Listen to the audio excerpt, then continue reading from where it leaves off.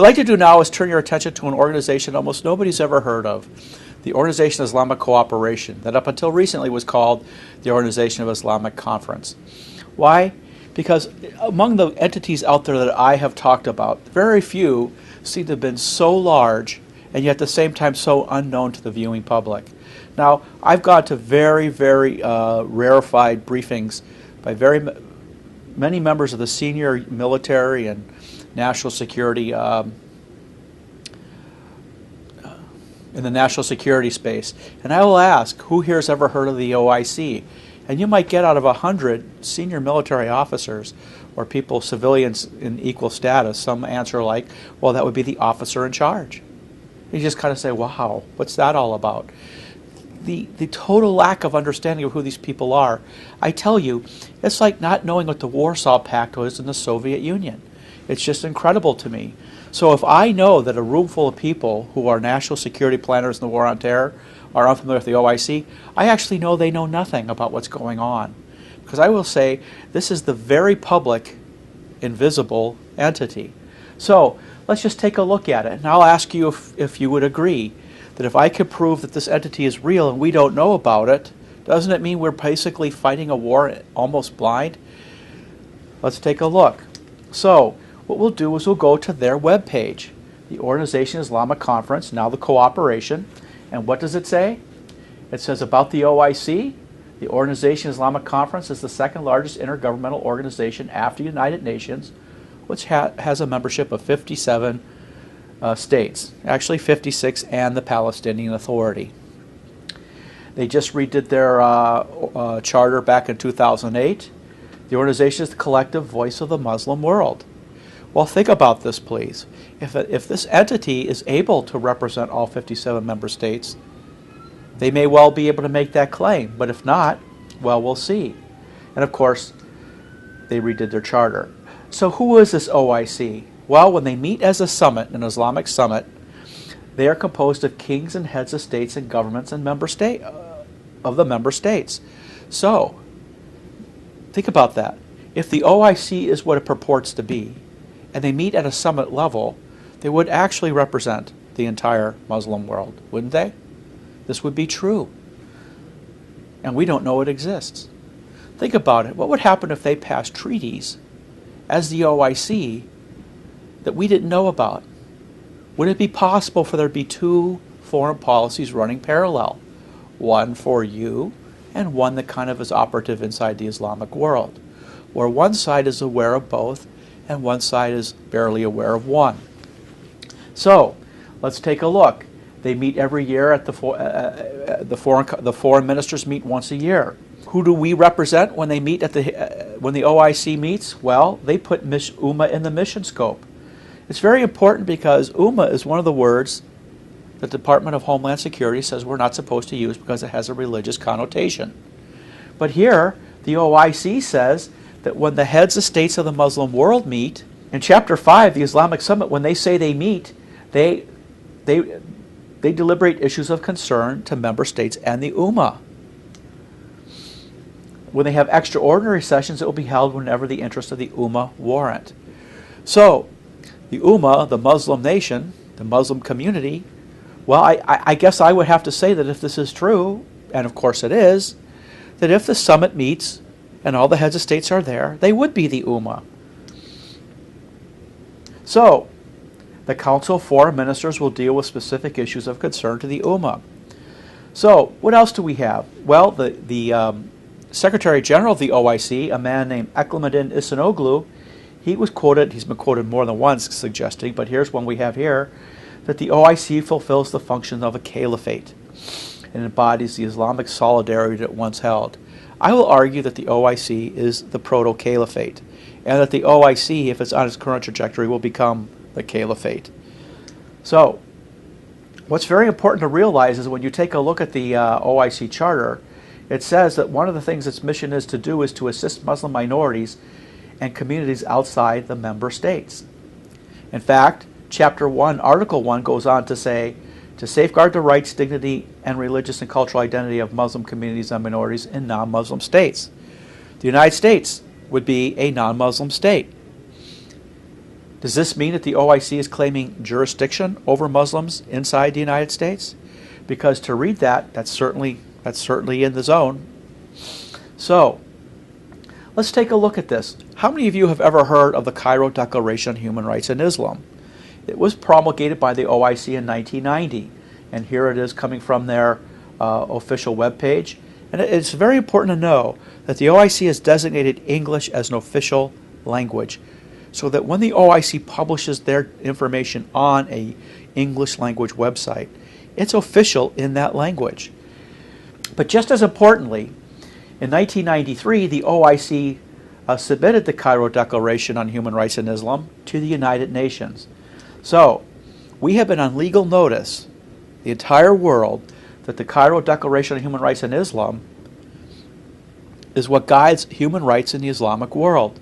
We're not going to go through the entire Cairo Declaration. We'll just go through the last two articles.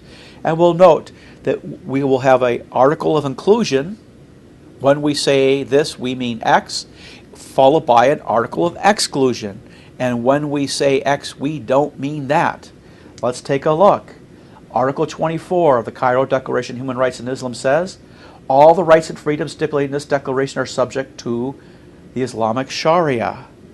So when we say human rights, we mean Sharia. And what does Article 25 say? Article 25 says, the Islamic Sharia is the only source of reference for the explanation or clarification of any of the articles of this declaration. So, and when we say human rights, we mean nothing else but. Now this has huge consequences. If the OIC, which is represented by the Muslim world at the head of state level, promulgates this Cairo Declaration on behalf of all its member states, what it means is they have told every country in the world officially that when they say human rights, they mean Sharia law and they mean nothing else. Now, think about this. If we know that most of our senior analysts know nothing about the OIC, they will have no substantive understanding about the Cairo Declaration on Human Rights in Islam. And yet this is a game changer. This should be changing how we understand what is communicated to us. For example, if the head of the Muslim Brotherhood in Egypt says they support human rights, or if CARE says that they are the Muslim civil rights entity in America, we should know that by definition, by their treaty, they mean that they are there to implement Sharia, that they define human rights as Sharia. So, it's important. So, this gives rise to a rule. We'll call it a rule of interpretation. Any analysis undertaken on subject matter where the OIC, an OIC member state, or initiatives reasonably arising out of either speaks of rights and freedoms or associated defined terms that arise out of the Cairo Declaration on Human Rights in Islam, those rights and freedoms can only be assessed in terms of what Islamic law permits them to mean, where Islamic law is the only criteria by which a determination can be made in the event of any dispute requiring resolution. And the standard is strict. Why? Because they said the standard was strict. When we say human rights, we mean Sharia law, and we mean nothing else. So, you take all those political science analysis of what they could possibly mean using an anthropological or a psychosocial model, and you take them and you know what can them. Because that, next to what they said is how they define their rules, is just completely irrelevant. Okay? It might drive a whole lot of master's and PhD theses. It has no bearing on what we're talking about. So, now, remember that in the intelligence world, one of the two most important products you're actually asked to generate. I like it at the basic level. The most likely course of action, the most dangerous course of action. Okay? If you oppose this rule that you define their terms the way they define them and then said so in a treaty, if you use their definitions for the terms they use, by imposing that rule, you'll retain the ability to generate the most likely and most dangerous course of action. What's the most likely course of action? They passed this and they meant it. What's the most dangerous course of action? That the OIC passed the Cairo Declaration of Human Rights in Islam, that they meant it and you don't know. So,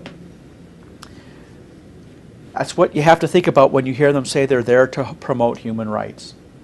So let's take a look at an example here.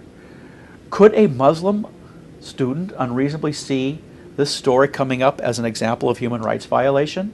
Remember, if human rights is defined as Sharia law, then we have to see what Sharia law would say. This is a story about from Fox News on Catholic universities having crosses in their classrooms as a human rights violation. In fact, violates the human rights of Muslims. How could that? That's kind of silly. So we take a look at some of the stories here about what's going on, but we'll just take a look. So we take a look at Ibn Kathir and his treatment of verse 929. And speaking of the Pact of Umar, the submitted Christians will refrain from raising their voices. Oh, I have to find it here. We will not sound the bells in our churches except discreetly raise our voices while reciting our holy books inside our churches in the presence of Muslims.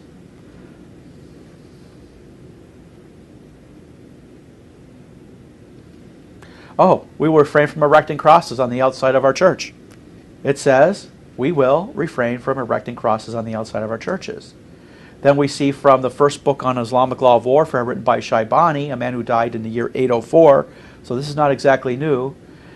Dhimmis should be allowed to build neither new synagogues nor churches, but only to repair those already in existence when they became dhimmis.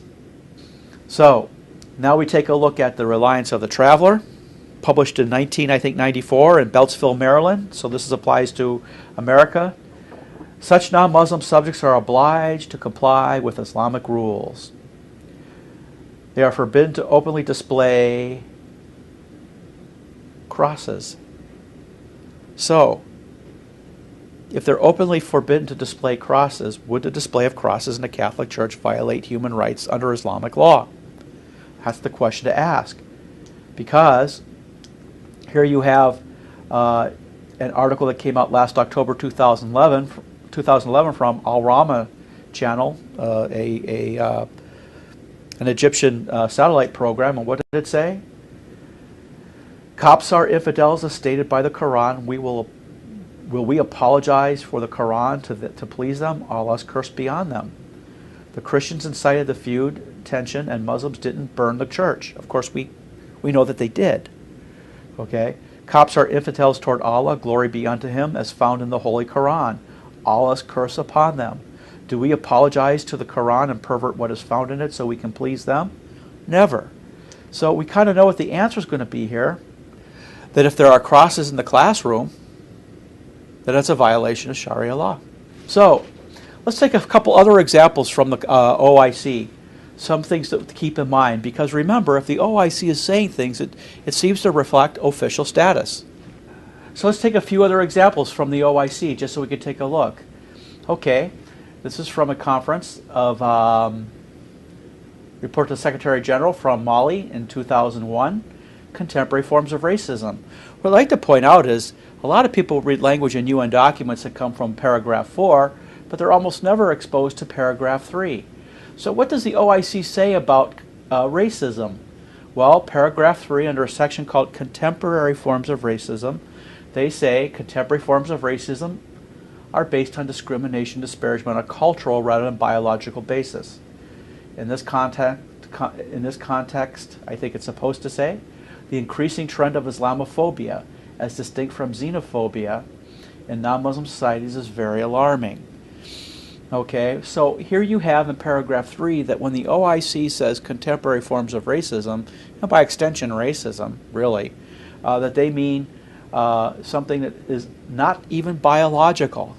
Well, that's a total redefinition of the term racism. So you need to understand that.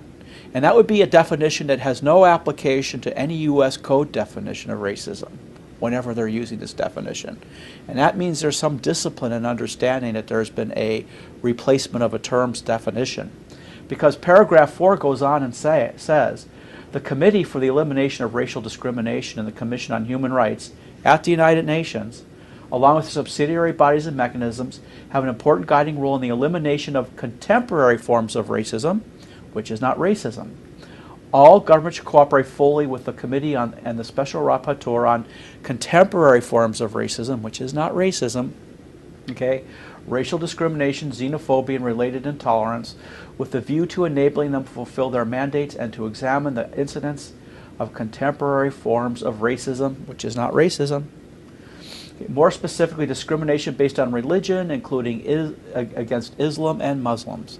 That's very interesting. I just put a brief together for a group of people to show that when the Islamic world says religion, they only mean Islam. Okay? And that's true as a doctrinal matter. It may be also a matter for a recording down the line where we'll make that and just drive that point down hard, solid, because there's no possibility of it being anything else. Why do I say that? Because you can't open the door that Islamic law has sealed shut. So, I guess when the Islamic world says racism, they mean defamation of Islam or Islamophobia. Now, it's very interesting because people have taken note of how the term xenophobia is used in a lot of OIC documents. And it seems to mean that any person who would stand up for their way of life or their beliefs, I am Steve Coughlin, I'm an American citizen, I want to defend the Constitution, that would make me xenophobic. Think about that. Think about how it's being used and watch. You think I'm overstating it?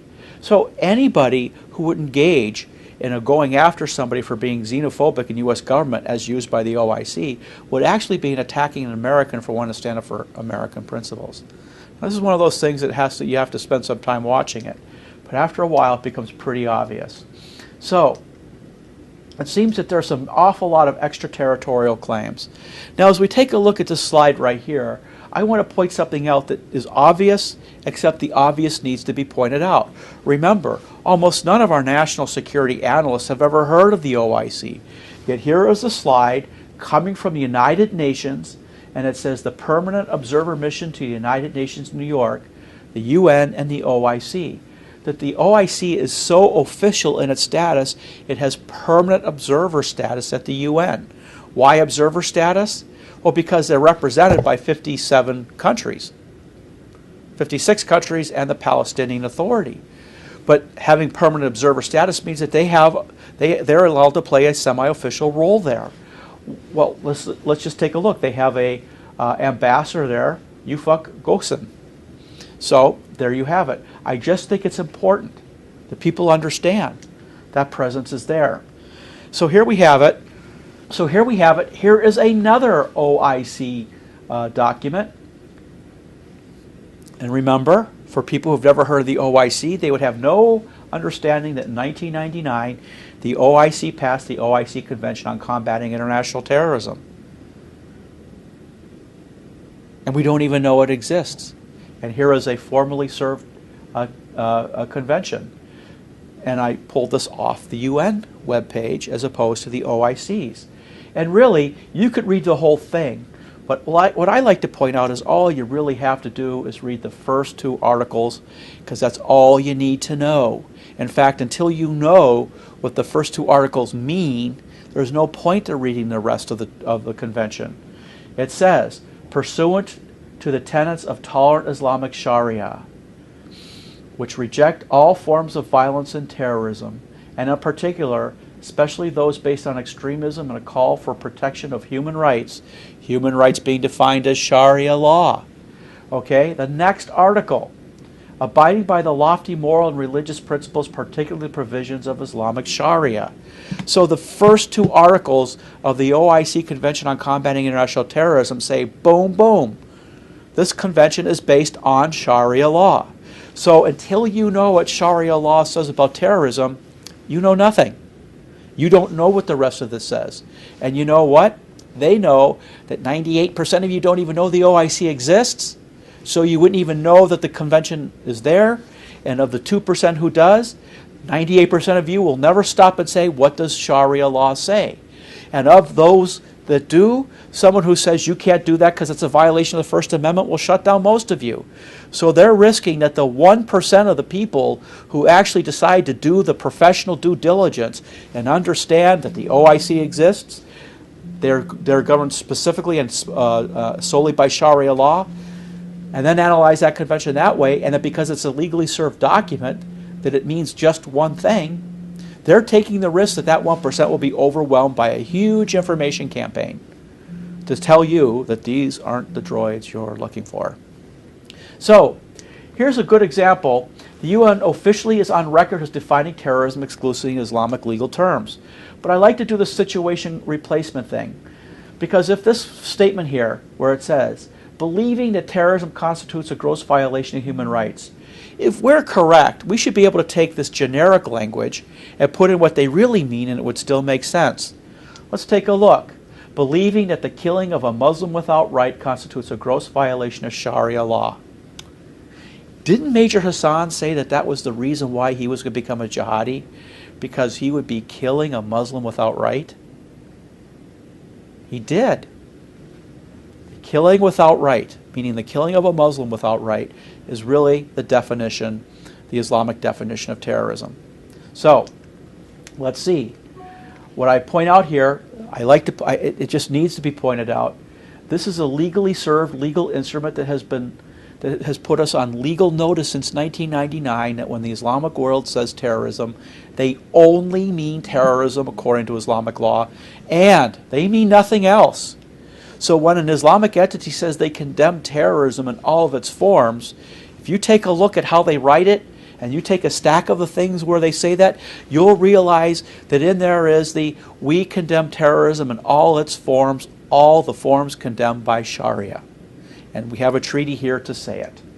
So, to cooperate in combating terrorism in all its forms and manifestations. But I'd like you to think about this. Terrorism analysis that we do in the war on terror with regard to the Islamic world that does not account for Islamic legal characterizations of terrorism may be negligent as a matter of law. Because remember, we are on notice, formal legal notice, that that's what they're saying. So we are formally not allowed not to know this. So, say you can't get yourself to be convinced that Sharia law is the law of the land, despite the fact that the countries that we're up against say so, and most of them have it in their constitutions. Which means, by the way, you are required to analyze that Sharia law as if it was real because it's real to them. Just take some of your analysts and analyze it as if the Islamic world meant what they said when they post treaties. And remember, this treaty wouldn't have been served had the heads of states not been on board with it. So, here we have this observatory report. The OIC puts out an observatory report it seems like an annual basis right now. And what do they say here? Everybody will agree with the first part of the sentence. It's Section H. And this came out in 2010. It should be recognized that Muslims have the same basic needs and desires as others, which are material well-being, cultural acceptance, and religious freedom, without political or social intimidation. I don't know of anybody I work with who would disagree with that, but it's this next language that kind of causes us to think about what's being said here. In that vein, Muslims should not be marginalized or attempted to be assimilated, but should be accommodated. Accommodation is the best strategy for integration.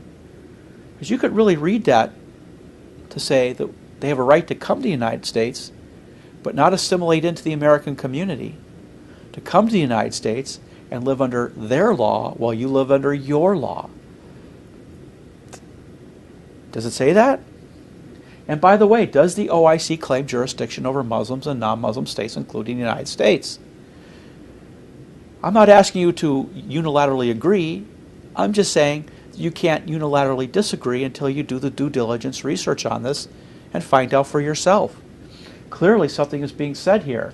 Why shouldn't the American people have a right to expect that when somebody moves to this country to live, they agree to become American citizens and abide by the laws of the United States of America to the exclusion of the legal systems they came from?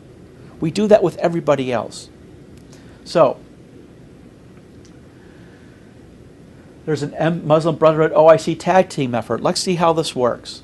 Okay, I'd like to point out a book came out last year by a woman named Bat Yor, Europe, Globalization, and the Coming Universal Caliphate. And one of the interesting things she says in her book, actually comes out in the footnote to the very beginning of the book, is this whole concept of Islamic centers was kind of the brainchild of Saeed Ramadan back in 1974 that the OIC seems to have been on board with since 1974.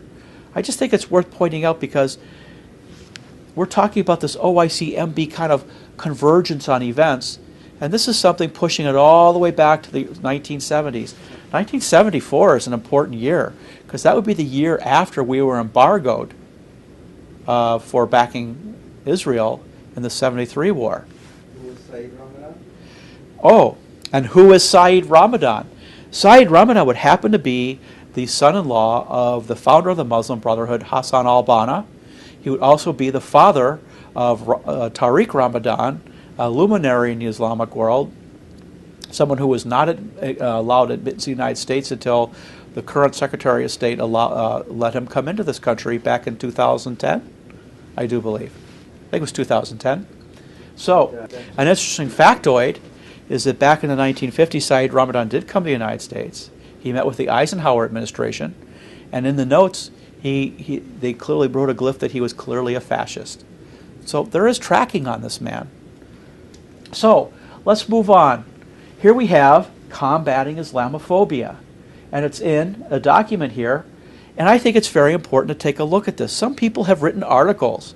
Some people have made it their life event to say that this guy, Steve Coughlin, is talking about this 10-year plan, suggesting I'm wearing tinfoil on my head and making this stuff up.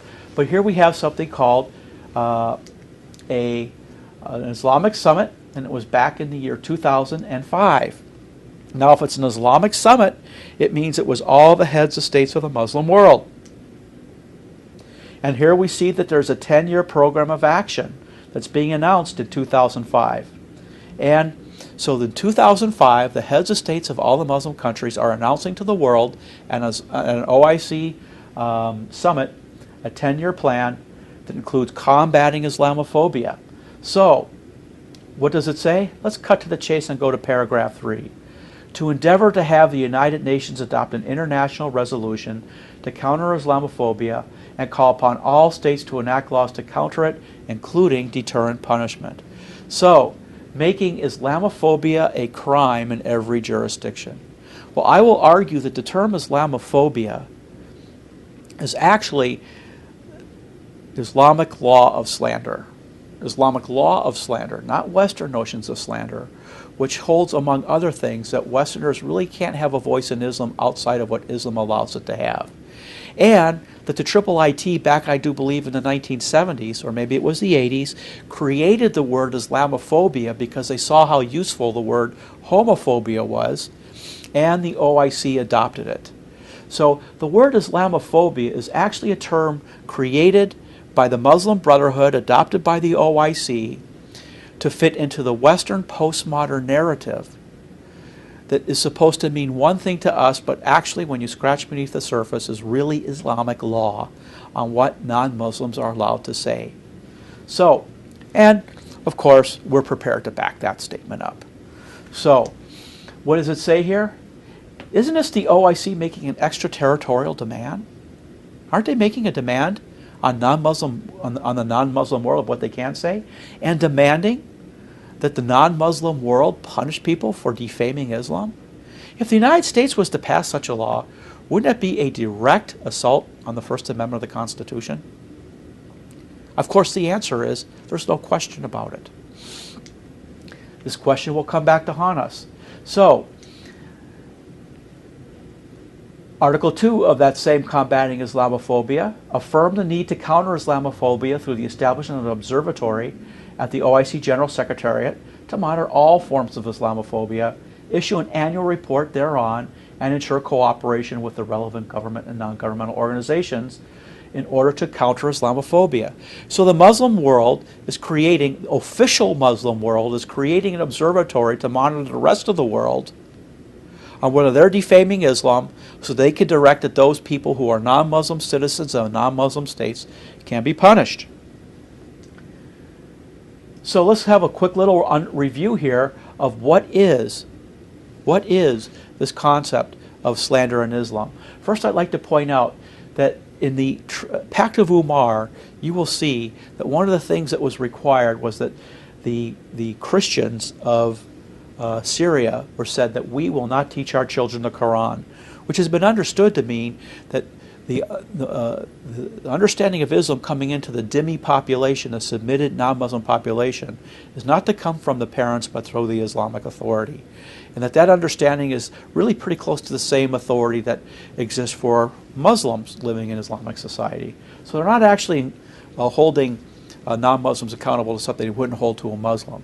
So what is slander? Well, we're going to take a look at reliance of the traveler. First slander, section R 2.0. The prophet said, the talebearer will not enter paradise. It goes on and it says, do you know what slander is? It is to mention of your brother that which he would dislike. 3. The Muslim is the brother of the Muslim. He does not betray him, lie to him, or hang back from coming to his aid. All of the Muslim is inviolable to his fellow Muslim. Now this is a different definition of slander. And it's an associated term here called talebearing. Okay? In fact, talebearing is not limited to that, but rather consists of revealing anything whose disclosure is resented. The reality of talebearing lies in divulging a secret and revealing something confidential whose disclosure is resented. A person should not speak of anything he knows about people besides that which benefits a Muslim. Now, this is not the Western definition of slander. Anything that does not benefit a Muslim, anything that does not benefit Islam, anything that does not benefit something in the Islamic world can be understood to be talebearing, or in the broader use of the term, slander. So I point this out because I use this as a shorthand discussion of it. We could populate a whole 2-hour brief with all the definitions surrounding this Islamic concept of slander to make it clear that what I'm saying is not taking license with any of what we're seeing. So, combating Islamophobia, the requirement was issued, and here in 2006, May 2006, the Khaleej Times came out and said, hey, that observatory is being stood up. And here we have 4 editions of the OIZ Observatory. The 5th one should be out any day now. As far as I know, it may well be out. But this last one came out in 2011. So, and we quoted from the 3rd observatory about 5 minutes ago. So I'd like to point out that the Islamic world has set up a forum to monitor all speech in the world for the purposes of subverting it. So they're making a claim to come into the United States and to tell an American citizen who is not Muslim what he can or cannot say if it violates Islamic law, which they will designate as Islamophobia. Why is that not an assault on an American citizen's First Amendment right? How could a U.S. government official even countenance the idea of entertaining enforcement of that? So, Islamophobia is an OIC created brand, adopted through the IIIT, International Institute of Islamic Thought, and it enforces it like a brand. It means it retains positive enforcement of that term. So when you hear it, I want you to think Islamophobia when you hear, for example, the Secretary of State, or someone in the Department of Justice, or someone at DHS Civil Rights Civil Liberties Division to say that an American citizen is engaging in Islamophobia. You should now start understanding that what they are doing is enforcing a hostile foreign law against an American citizen over and above their constitutional right to free speech. This is horrific. So, here you have the head of the OIC saying that adoption of genocide law is a sign of Islamophobia. Figure that. So, what I'd like to do is, one of the things this brings us to is the question of, we're talking about this Muslim Brotherhood OIC convergence. Okay, what we're going to do is take a look at the 9/11 Commission report. This is easily one of the most quoted things from all the stuff I've briefed. It has been briefed on the floor of Congress multiple times by more than a couple of congressmen. So what I'd like to do is point out here that MPAC was asked to testify at one of the hearings on the 9/11 Commission. And I just wonder how many other religious organizations were asked to do that. But we do know that you hear Islamic entities, the Muslim Brotherhood in America, constantly say that Islam rejects all forms of terrorism. And they do. Remember, jihad is not terrorism. Remember? Because terrorism in the Islamic lexicon is the killing of a Muslim without right. So, what you have here is the OIC's asked, so you'll hear Islamic entities say Islam condemns all forms of terrorism, but there'll be a little comma there somewhere in most of the statements, and you take it in the large picture, and you will find that condemns all forms of terrorism condemned by Islam. So that's not inaccurate if you understand the Islamic legal understanding of what was said there. But here what happened is MPAC said terminology is important to defining our goals. The 9/11 Commission identifies Islamist terrorism as the threat. The Muslim Public Affairs Council recommends that the U.S. government find other terminology. You know what this is? This is an overt call to reject the 9/11 Commission's findings by rejecting the language they use to define the issue. I want to point out this is how the enemy in the war on terror plans to win the war. Okay? By making it too politically costly for you to even say what it is when there's no question about what it is. And there's no question that most Americans know what it is, and they know that you're not saying it. So, by replacing the terminology with one that is subordinate to MPAC's narrative. So, the law is Islamic law of slander. The standard was set forth by the OIC when they came up with the 10-year plan, and they expect the Muslim Brotherhood in America, in the United States, because we're talking about the U.S., to enforce it. So let's see how this played out. Okay? So here we have the 9/11 Commission, and then we have the FBI counterterrorism lexicon that came out in 2008 in the Bush administration, and then we have the National Intelligence Strategy that came out in 2009, the Obama administration. And what we see is a total purging of the language. In fact, the word enemy was purged. I like to point out that the Constitution says that we will support and defend against all enemies. So once we were convinced not to use the word enemy, we were actually off our legal basis to operate. Think about that. Because this is not about, by the way, I'm not looking to charge anybody with treason on this. I'm pointing out that the other side's goal is to delegitimize the war in our own mind. And when they convinced our senior leaders that we couldn't use the word enemy, they were halfway there. Okay? Because once you get past the fact that our military only exists to support and defend against all enemies, then we're articulating something that they can't match up with what we're doing. So, jihad was used 126 times in the 9/11 Commission, but it wasn't used at all in either the official FBI lexicon or in the National Intelligence Strategy. At a time when we had troops in both Iraq and Afghanistan. We still have troops in Afghanistan. Muslim, 145 times, but not once in either of those two documents. Islam, 322 times in the Big Goose Egg. What you're seeing is a total sanitizing of the lexicon. Let's take a look at Al-Qaeda. The FBI counterterrorism lexicon never mentioned it. The National Intelligence Strategy did. It said something to the effect of one example of violent extremists are groups like Al-Qaeda. So, I will argue that the point at which you cannot define the enemy in factual terms is the point at which you can't do Sun Tzu. Okay? And you know what?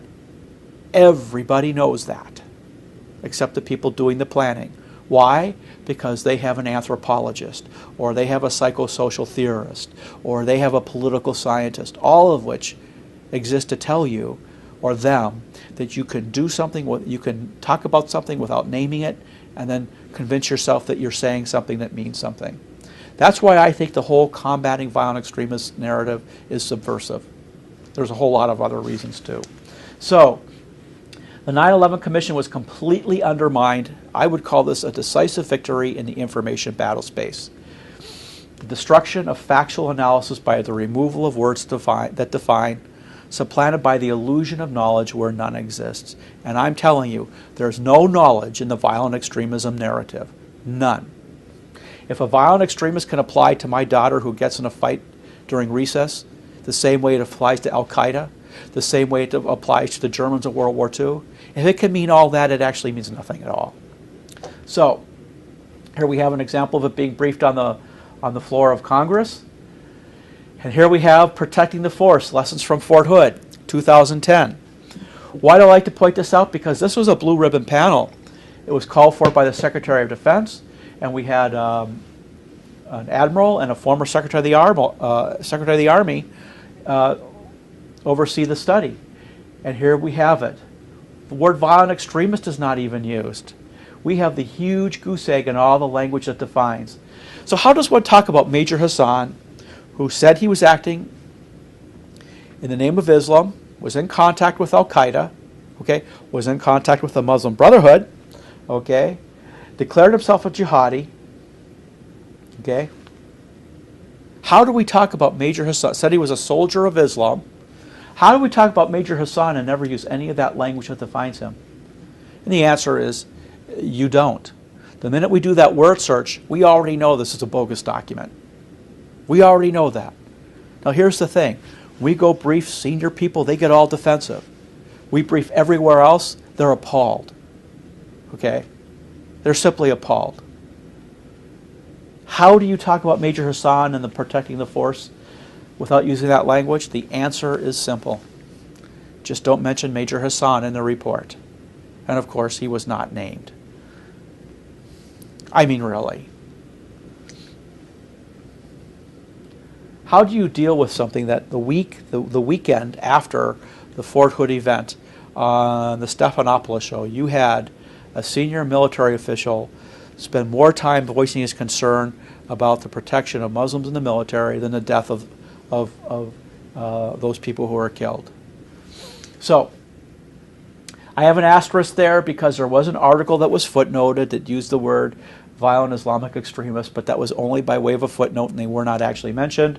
In case someone challenges me, it's just this simple. You cannot defeat an enemy you will not define. And you know what? This was cutting information when Sun Tzu said it 500 years BC. It is still true today. But I will tell you something. It's not just that we can't name the enemy. It's that there's something about ourselves that our senior national security planners are missing, that they don't understand, that someone's got to jump on them in the information battle space.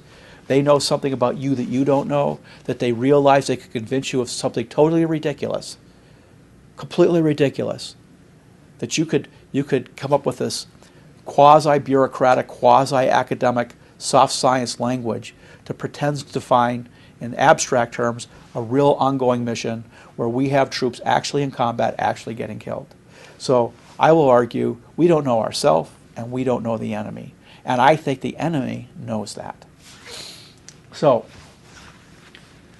if you cannot talk about this, how do you talk about articles as simple as this? The Tehran Times that came out in February, Ismail Haniyeh says jihad is only strategy for Islamic Ummah. So we cannot say jihad, we cannot say Islamic, and we cannot say Ummah.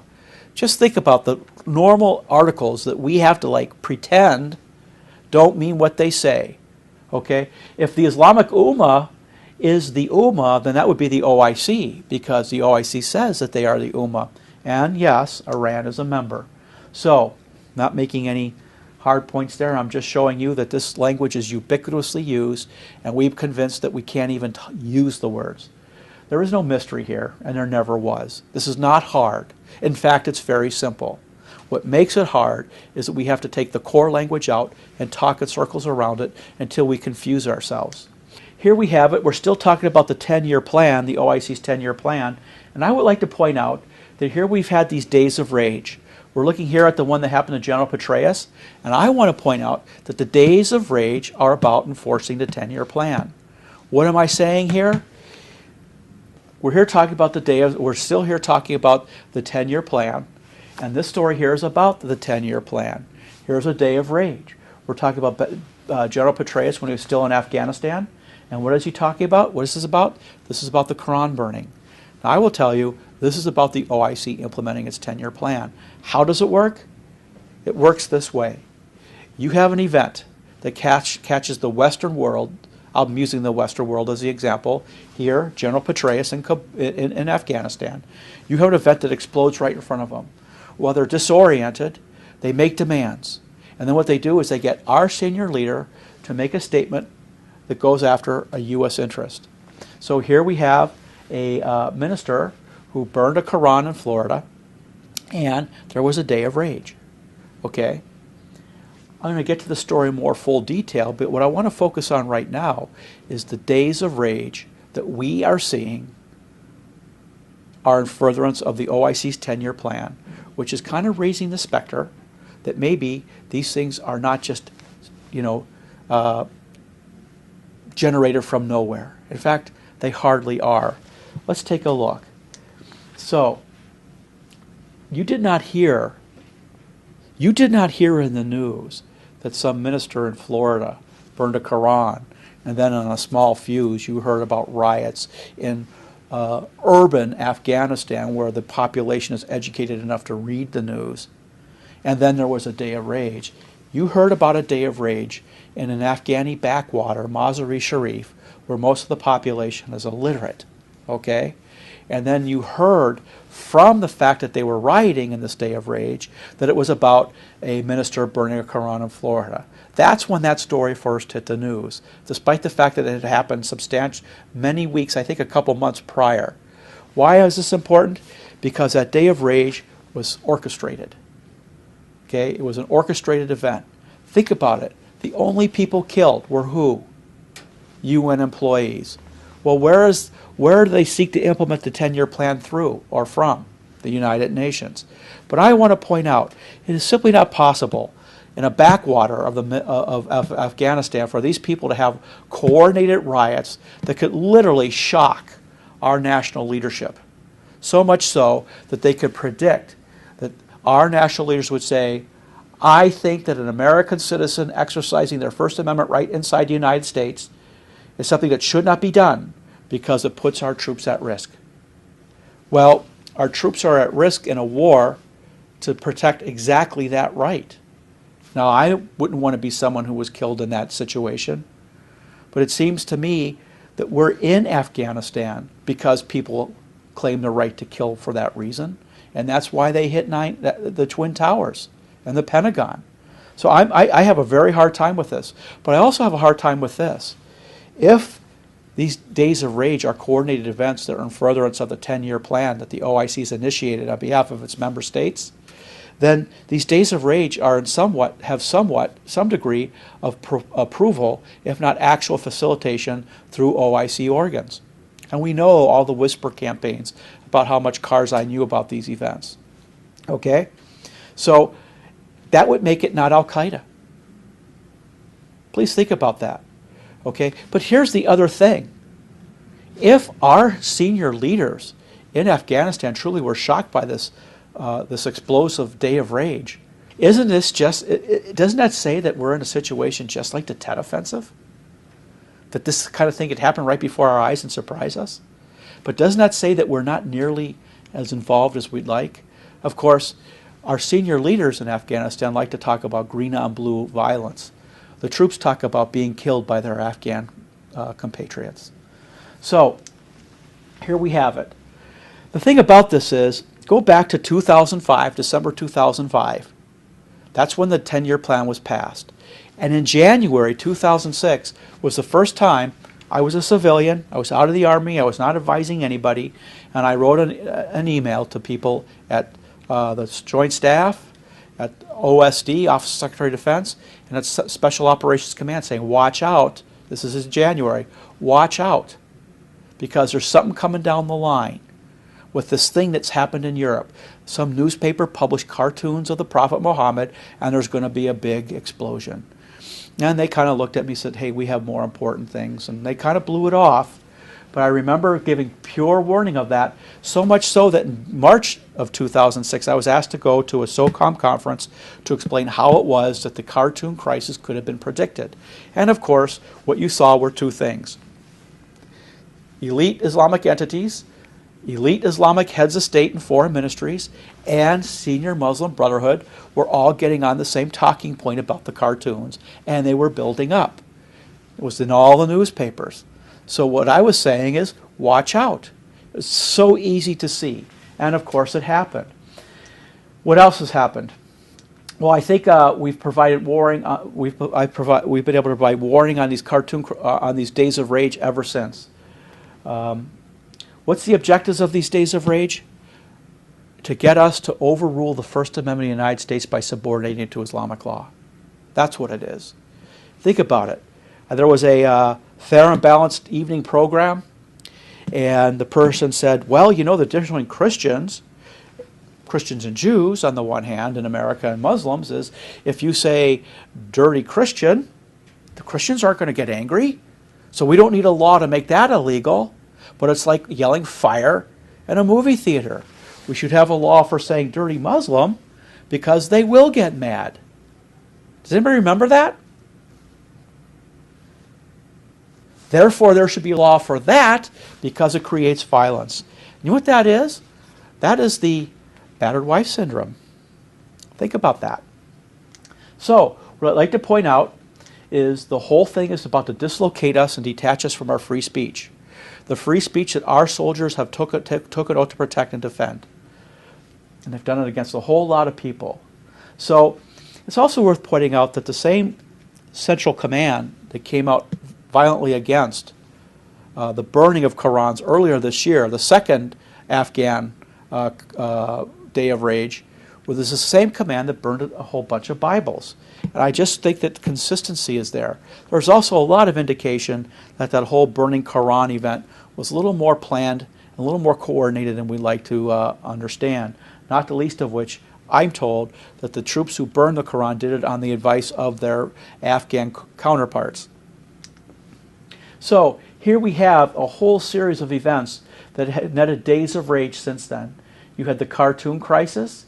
You had the Day of Rage following Pope Benedict's Regensburg speech. In fact, did people die? Yes. Who died? I do believe a nun died. Think of that.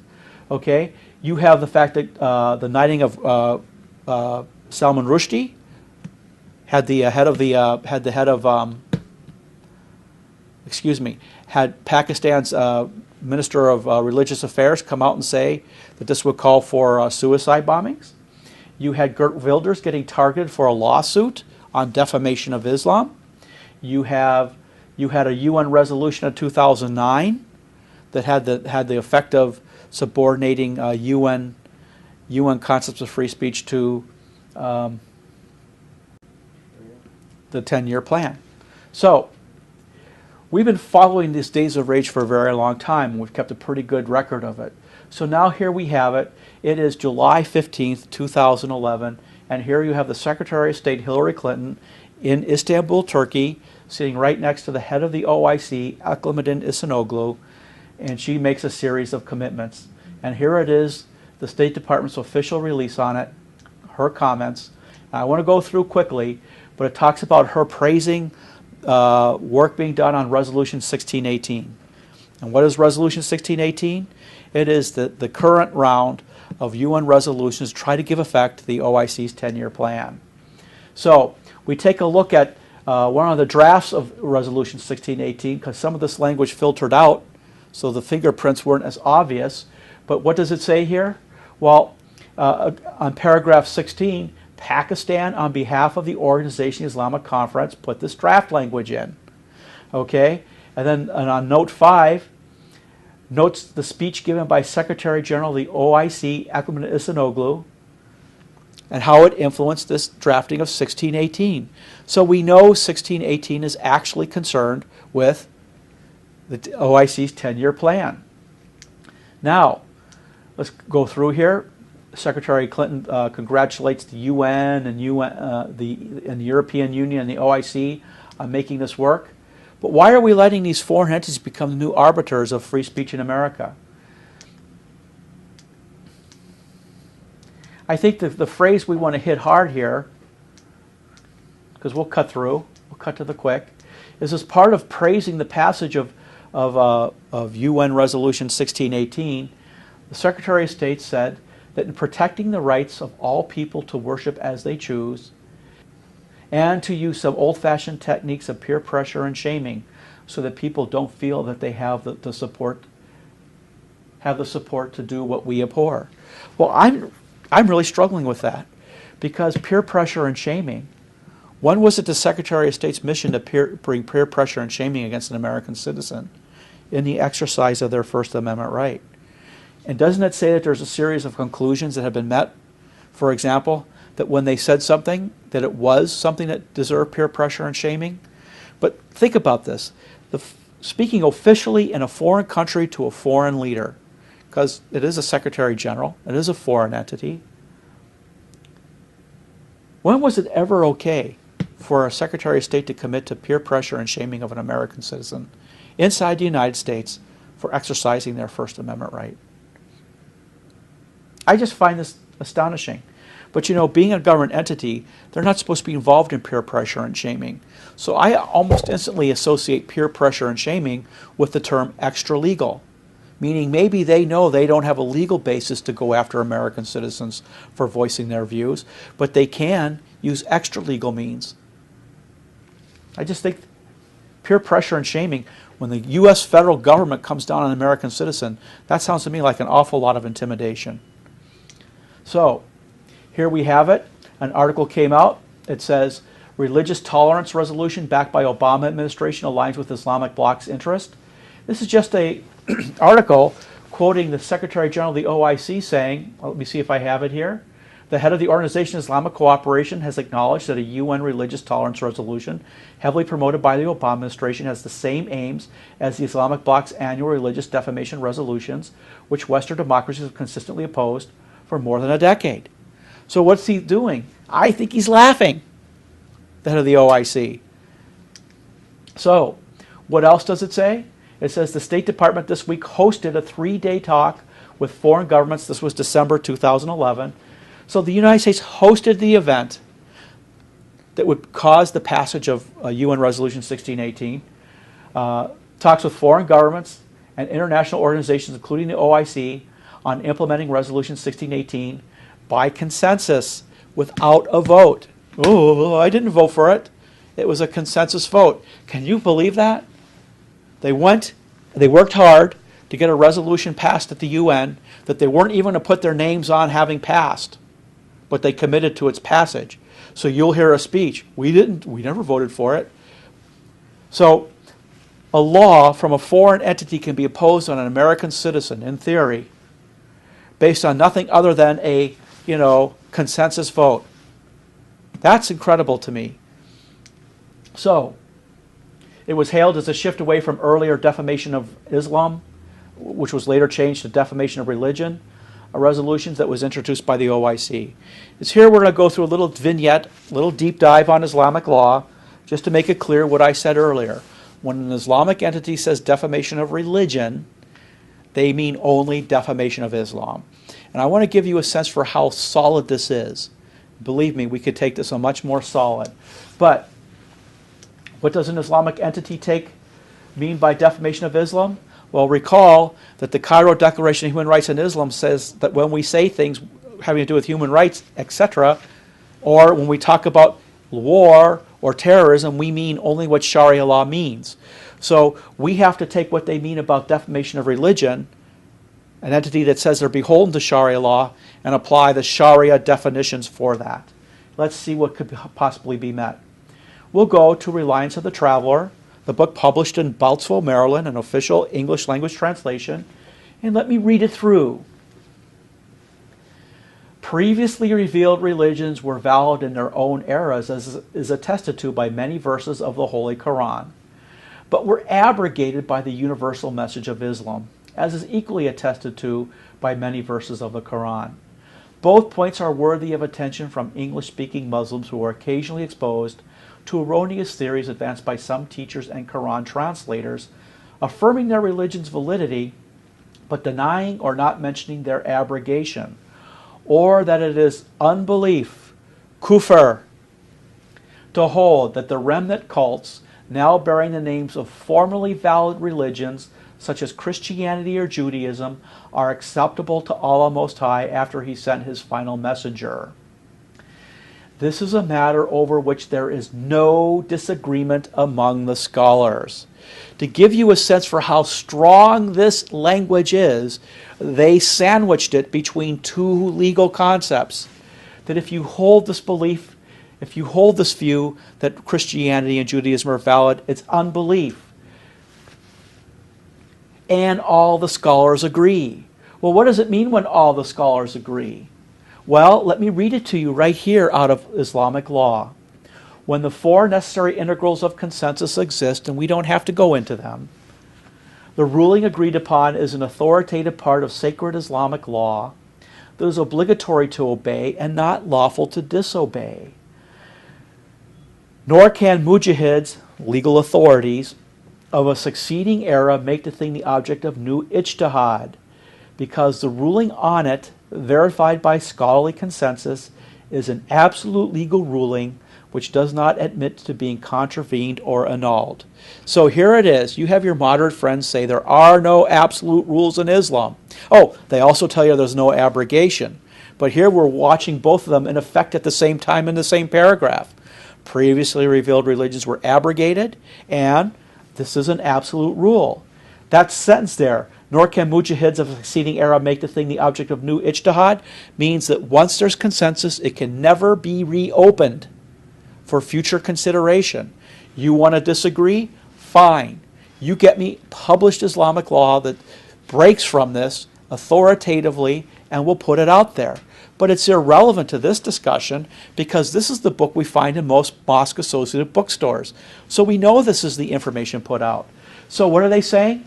All of Islam agrees with this definition. So you're saying, well, I'm going to break from that. Well, maybe you will, maybe you won't. But remember I talked about kufr, unbelief? Well, let's take a look at this. Let's go to the book of chapter on apostasy. Whoever voluntarily leaves Islam is killed. And it gives us a better definition. When a person who has reached puberty and is sane voluntarily apostatizes from Islam, he deserves to be killed. I remember a couple years ago, there was a girl who left her father, and the big concern was that because she left Islam, she apostatized, and somebody from a Muslim Brotherhood front group said, we don't put people to death for apostasy. And then he kind of looked into it, well, we put them to death for finding out they apostatized. And it was kind of there's a technical sense in which that's true. You're never convicted of a crime. You're convicted that you got caught committing the crime. And that's what they meant by it. But you see, when they're saying it's unbelief, this goes to the question of apostasy. So if you believe it, you're an apostate, and all the scholars of Islam agree that that is true. But it goes one step further. It says, that same definition of apostasy tells us acts that entail leaving Islam, meaning if you do this, you're guilty of apostasy. Among the things that entail apostasy from Islam are 7, deny any verse of the Quran or anything which by scholarly consensus belongs to it, or to add a verse that does not belong to it. And 14, to deny the obligatory character of something which by consensus of the Muslims is a part of Islam. So you see, inside that statement that formerly valid religions have been abrogated, such as Christianity or Judaism, you see that it's unbelief to think it, all the scholars agree, and if you disagree with that, it's also apostasy. I mean, they couldn't have put solar flares on that definition, more solar flares on that definition had they tried. So, when an entity says they follow Islamic law, says religion, guess what? They mean, and they only mean, and they mean nothing else but Islam. Okay? So, the Secretary of State Hillary Clinton on Wednesday told the closing session of the meeting at the State Department that the adoption of Resolution 1618 had ended 10 years of divisive debate where people were not listening to each other anymore. The greening of the First Amendment. That's what I'd call it. Okay? They were listening to each other, the people who opposed it. They saw this as an unbridled attack on Western notions of free speech that are embedded in the First Amendment of the Constitution of the United States. Sometimes the goal is not to agree. Now here's an interesting story here. Interpol accused after journalists arrested over a Muhammad tweet. You heard about this. I think a man in Saudi Arabia said something on his tweet which is defamatory against the Prophet Muhammad, and I'll concede that it was. Okay? Realizing he was in trouble, he hopped a plane. He was going to go to, I think, New Zealand, and there he was in Malaysia, and someone, based on a tweet, called Interpol and had him detained.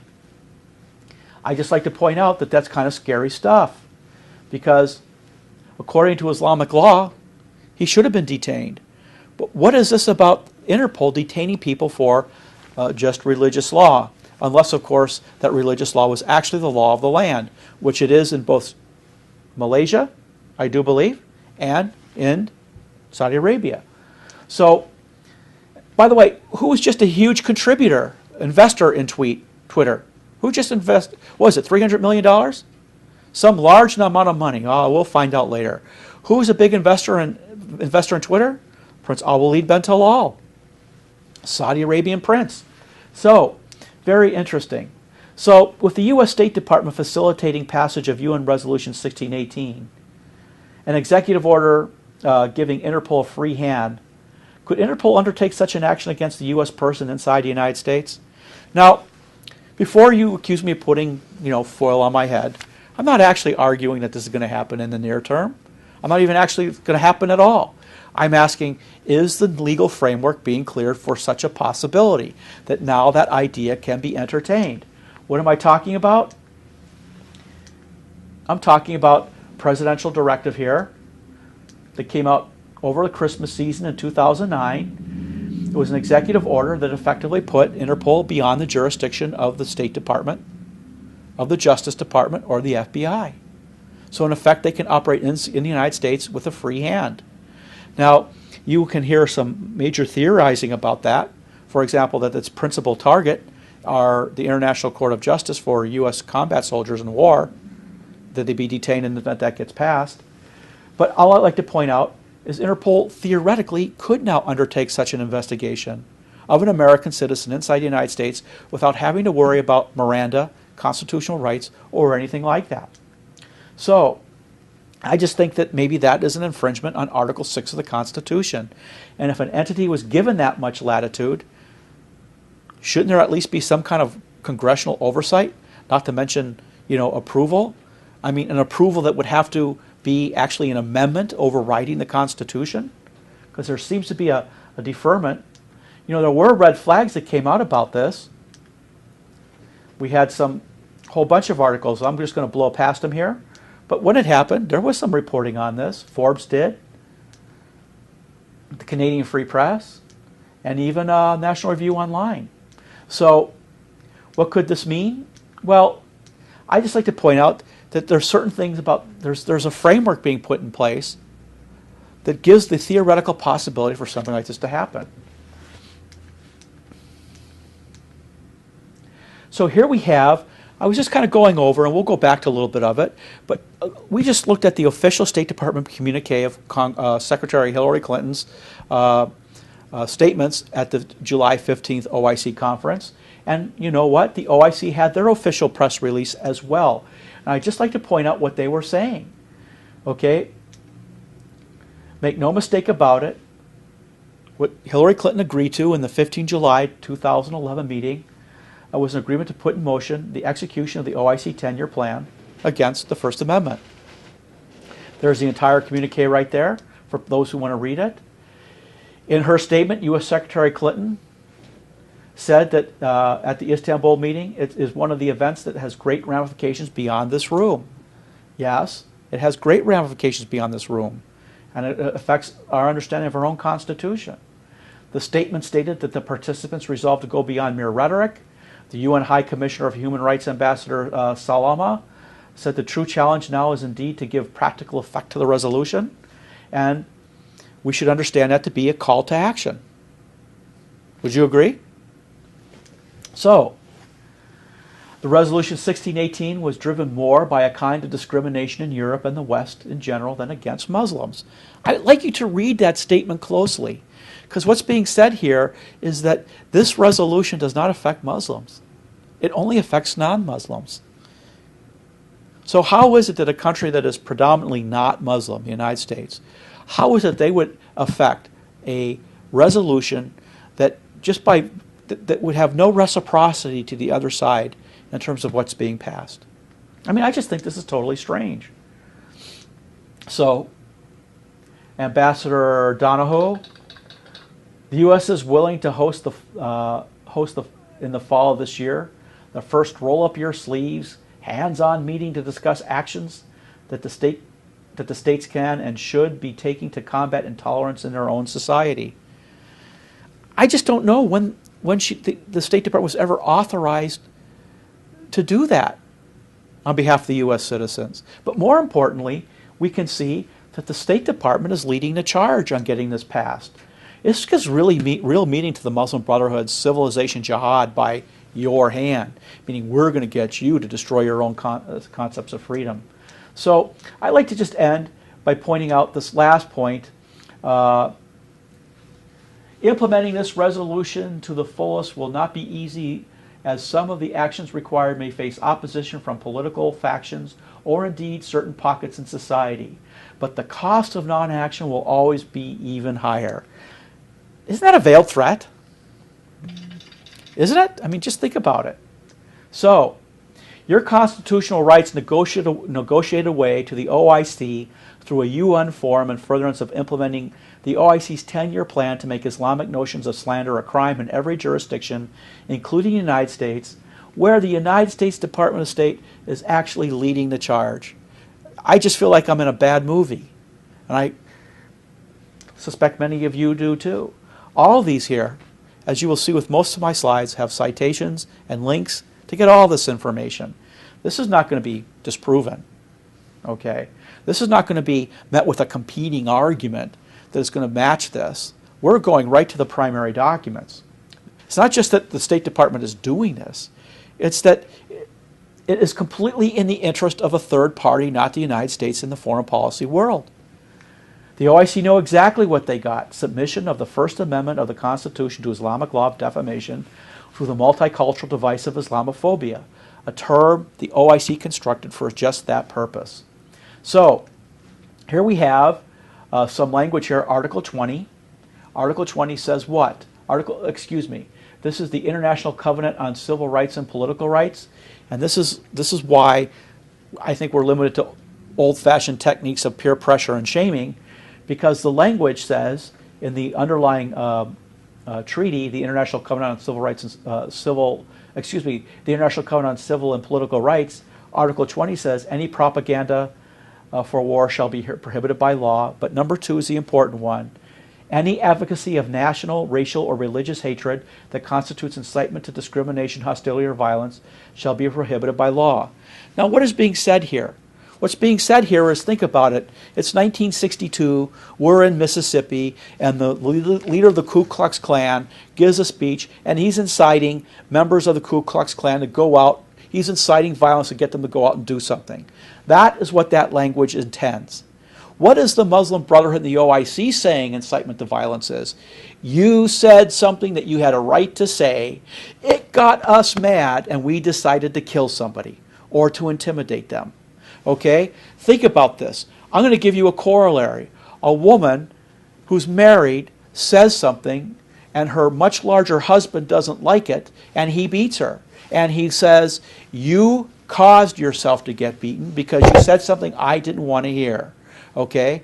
So you incited me to violence. Please, don't make me hurt you again. So, shut up. That's what this is. And that is not what Article 20 of the International Covenant on Civil and Political Rights intended. This is the battered wife syndrome as a foreign policy objective. And it's crazy, and it's wrong.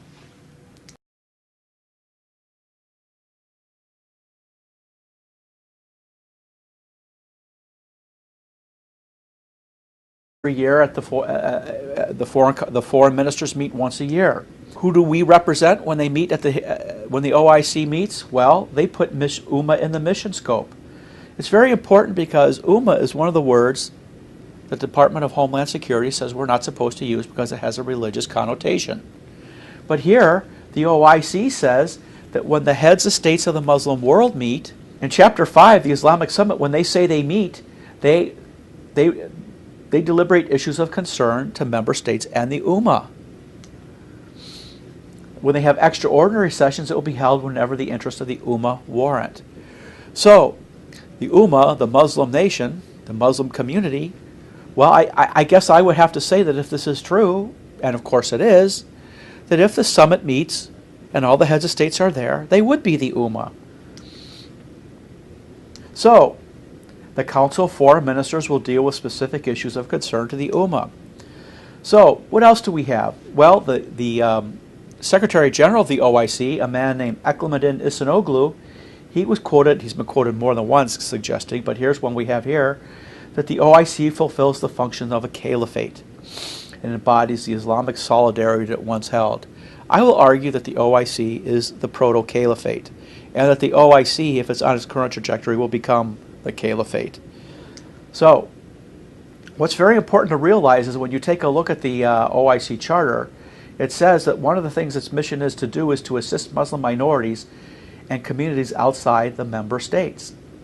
In fact, Chapter 1, Article 1 goes on to say, to safeguard the rights, dignity, and religious and cultural identity. I ask you if you would agree that if I could prove that this entity is real and we don't know about it, doesn't it mean we're basically fighting a war almost blind? Let's take a look. So, what we'll do is we'll go to their webpage, the Organization Islamic Conference, now the Cooperation, and what does it say? It says about the OIC, the Organization Islamic Conference is the second largest intergovernmental organization after the United Nations, which has a membership of 57 states, actually 56 and the Palestinian Authority. They just redid their charter back in 2008. The organization is the collective voice of the Muslim world. Well, think about this, please. If this entity is able to represent all 57 member states, they may well be able to make that claim. But if not, well, we'll see. And of course, they redid their charter. So who is this OIC? Well, when they meet as a summit, an Islamic summit, they are composed of kings and heads of states and governments and of the member states. So, think about that. If the OIC is what it purports to be, and they meet at a summit level, they would actually represent the entire Muslim world, wouldn't they? This would be true. And we don't know it exists. Think about it. What would happen if they passed treaties as the OIC that we didn't know about? Would it be possible for there to be two foreign policies running parallel? One for you and one that kind of is operative inside the Islamic world, where one side is aware of both and one side is barely aware of one. So, let's take a look. They meet every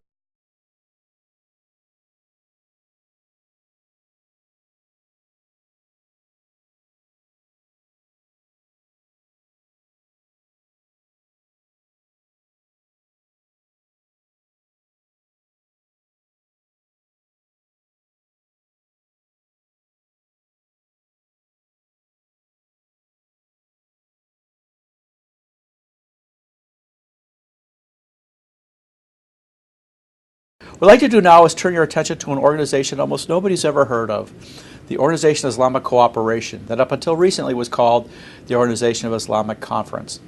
Why?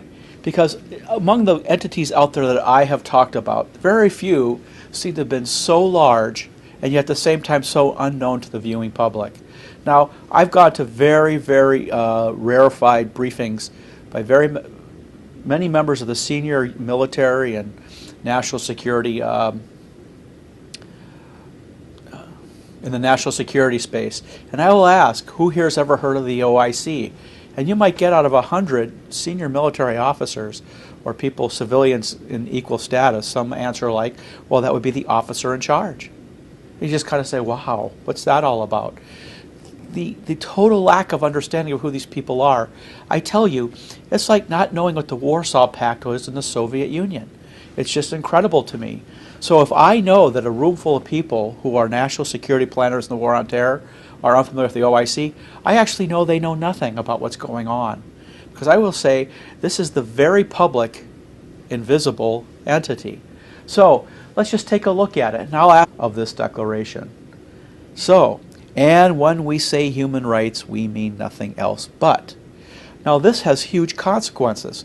If the OIC, which is represented by the Muslim world at the head of state level, promulgates this Cairo Declaration on behalf of all its member states, what it means is they have told every country in the world officially that when they say human rights, they mean Sharia law and they mean nothing else. Now, think about this. If we know that most of our senior analysts know nothing about the OIC, They will have no substantive understanding about the Cairo Declaration on Human Rights in Islam. And yet this is a game changer. This should be changing how we understand what is communicated to us. For example, if the head of the Muslim Brotherhood in Egypt says they support human rights, or if CARE says that they are the Muslim civil rights entity in America, we should know that by definition, by their treaty, they mean that they are there to implement Sharia, that they define human rights as Sharia. So, it's important. So, this gives rise to a rule. We'll call it a rule of interpretation. Any analysis undertaken on subject matter where the OIC, an OIC member state, or initiatives reasonably arising out of either speaks of rights and freedoms or associated defined terms that arise out of the Cairo Declaration on Human Rights in Islam, those rights and freedoms can only be assessed in terms of what Islamic law permits them to mean, where Islamic law is the only criteria by which a determination of Muslim communities and minorities in non-Muslim states. The United States would be a non-Muslim state. Does this mean that the OIC is claiming jurisdiction over Muslims inside the United States? Because to read that, that's certainly in the zone. So, let's take a look at this. How many of you have ever heard of the Cairo Declaration on Human Rights in Islam? It was promulgated by the OIC in 1990, and here it is coming from their official webpage.